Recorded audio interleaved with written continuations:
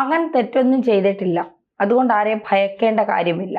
ED അല്ല, അതിൻ്റെ തലതൊട്ടപ്പം വന്നാലും എൻ്റെ മകനെ ഒന്നും ചെയ്യാൻ കഴിയില്ല, കാരണം അവൻ സത്യസന്ധനാണ്. പറയുന്നത് പൃഥ്വിരാജിൻ്റെ അമ്മ മല്ലിക സുകുമാരനാണ്. കുറച്ച് ദിവസങ്ങൾക്ക് മുൻപ് തൻ്റെ മകനെ എല്ലാവരും ഒറ്റപ്പെടുത്തി, മോഹൻലാലിട്ടൊരു കുത്തായിരുന്നു, തൻ്റെ മകനെ എല്ലാവരും ഒറ്റപ്പെടുത്തി, തൻ്റെ മകൻ തെറ്റ് ചെയ്തിട്ടില്ല എന്നൊക്കെ പറഞ്ഞുകൊണ്ട് രംഗത്തെത്തി. വീണ്ടും രംഗത്തെത്തുകയാണ് മല്ലിക.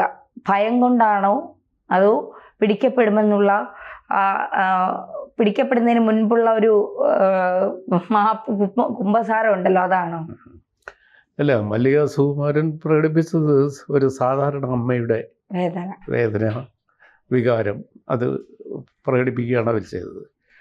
സാമാന്യേന എല്ലാ നാട്ടുപുറത്ത് ഒരു അമ്മ ഇങ്ങനെയൊക്കെയാണ് പറയുക.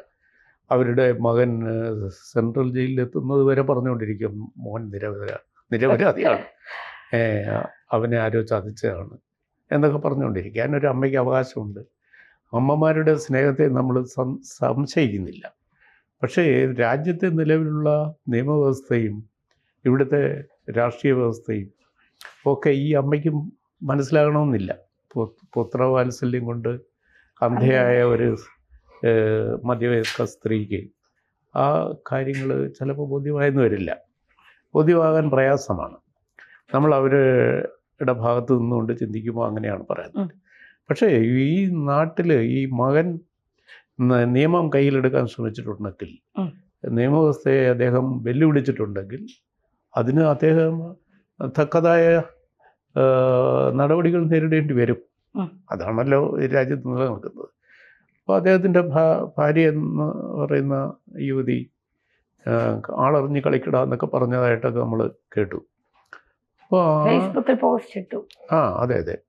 അപ്പോൾ അങ്ങനെയൊക്കെ ദുരഹങ്കാരത്തോടെ സംസാരിക്കുന്ന ഒരു കുടുംബാന്തരീക്ഷം അവർക്കുണ്ടെങ്കിൽ അവർക്ക് കുറച്ചുകൂടെ സംസ്കാരഭദ്രമായി സംസാരിക്കാൻ ശീലിക്കണം.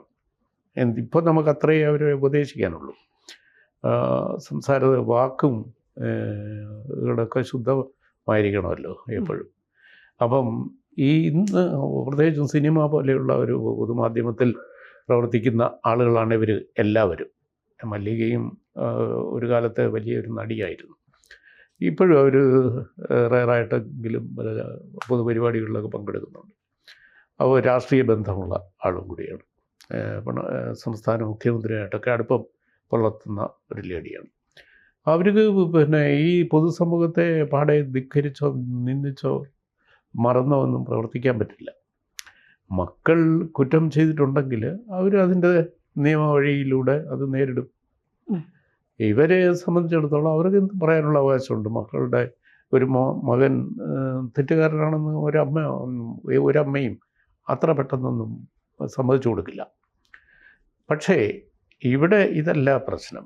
ഈ അമ്മയ്ക്ക് കിട്ടുന്ന മാധ്യമ പ്രാധാന്യം ഒരു സാധാരണ അമ്മയ്ക്ക് ലഭിക്കില്ല.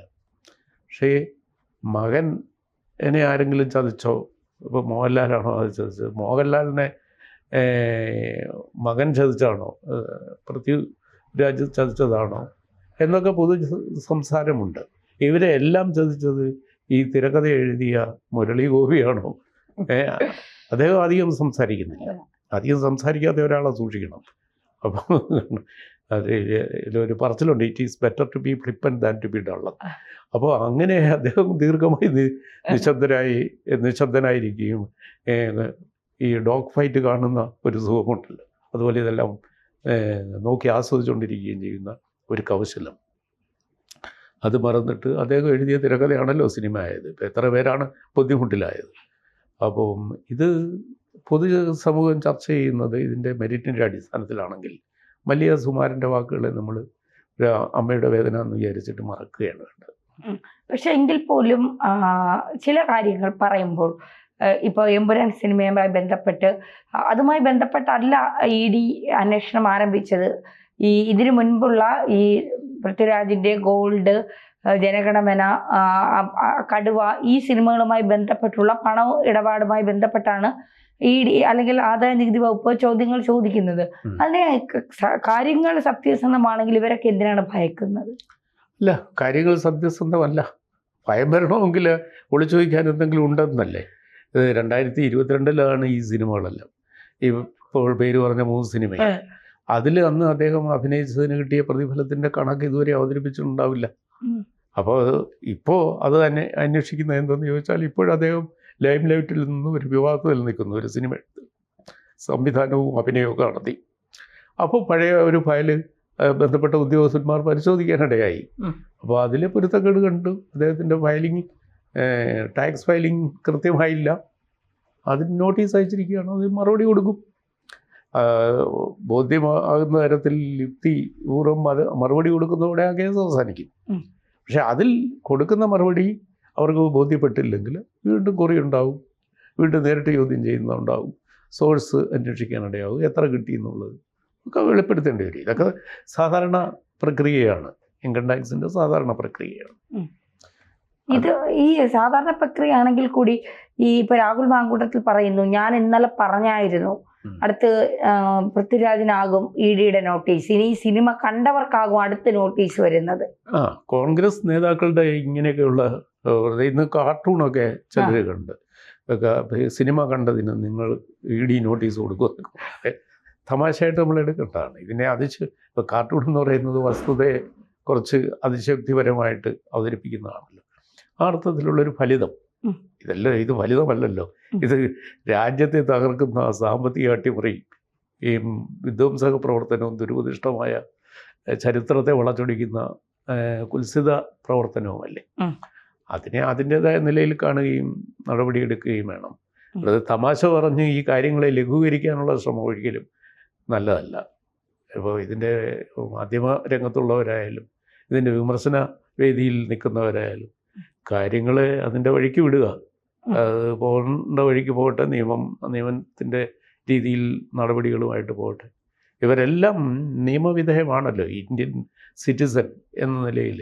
ടാക്സിൻ്റെ കാര്യത്തിലും ആയാലും ഈ സിനിമ സത്യസന്ധമായിരിക്കണം എന്നതിൻ്റെ കാര്യത്തിലും എല്ലാം പ്രേക്ഷകർക്ക് വരെ തെറ്റിദ്ധരിപ്പിക്കുന്ന തരത്തിൽ കള്ളങ്ങൾ പ്രചരിപ്പിച്ചാൽ നടപടി വരും. അതിനാണല്ലോ സെൻസർ ബോർഡൊക്കെ ഇരിക്കുന്നത്. ഇത് വസ്തുത ഡിസ്റ്റോർട്ട് ചെയ്താൽ പിടി വീഴും. അത് പരിശോധിക്കാനുള്ള വിദഗ്ധ സമിതിയാണ് സെൻസർ ബോർഡ്. അവരിത് കാണാതെ ഇതിനെ സർട്ടിഫൈ ചെയ്ത് വിട്ടത് എന്തുകൊണ്ട് എന്നുള്ളത് അവർ ആൻസർ ചെയ്യേണ്ട ഭാഗത്ത് അവരത് ചെയ്യുമായിരിക്കും. പക്ഷെ ഇങ്ങനെ ഒരു സിനിമ ജനങ്ങളുടെ മുന്നിലേക്ക് വരുമ്പോൾ അത് ജനങ്ങളുടെ ഒരു അക്കൗണ്ട് മേഖലയുണ്ടല്ലോ, ജനങ്ങൾ ഇതിനെ വളരെ ക്രിട്ടിക്കലായിട്ട് കാണും. അപ്പോൾ അതിനെ വൈകാരികമായി കണ്ടിട്ട് കാര്യമില്ല, ജനങ്ങൾ വിലയിരുത്തും. ആ വിലയിരുത്തൽ സ്വീകരിക്കാൻ ഇന്ത്യയിലെ ഏത് വലിയ ആർട്ടിസ്റ്റും ബാധ്യസ്ഥനാണ്. അപ്പോൾ അത്രയും നടപടികളാണ് ഇപ്പോഴും നേരിട്ടുകൊണ്ടിരിക്കുന്നത്. ഇപ്പോൾ ആൻ്റണി പെരുമ്പാവൂരിനായി അവസാനത്തെ നോട്ടീസ്, അദ്ദേഹവും ഇതിനെല്ലാം ആൻസറാണ്. അത് മോഹൻലാൽ അഭിനയിച്ച സിനിമയ്ക്ക് അദ്ദേഹത്തിന് നിർമ്മാതാവ് എന്ന നിലയിൽ ആൻ്റണി എന്ത് കൊടുത്തു എന്നറിയാനാണ്. അതിനും ആൻസറബിളാണ്. ഇതിനകത്തൊക്കെ അഡ്ജസ്റ്റ്മെൻറ്റ്, ഇവരൊക്കെ എങ്ങനെ നിർമ്മാതാക്കളായി, എങ്ങനെ ഒരു സുപ്രഭാതത്തിൽ കോടീശ്വരന്മാരായി വരുന്നുണ്ട്. അപ്പോൾ ആ സോഴ്സൊക്കെ അന്വേഷിക്കും. ഇത് പൊരുത്തക്കേടുകൾ കണ്ടാൽ ആരും സംശയിക്കും. ഇതുപോലൊരു വിവാദത്തിൽ വരുമ്പോഴാണ് ഇത് ശ്രദ്ധിക്കുന്നത് എന്നും അവരോർക്കുന്നത് നല്ലതാണ്.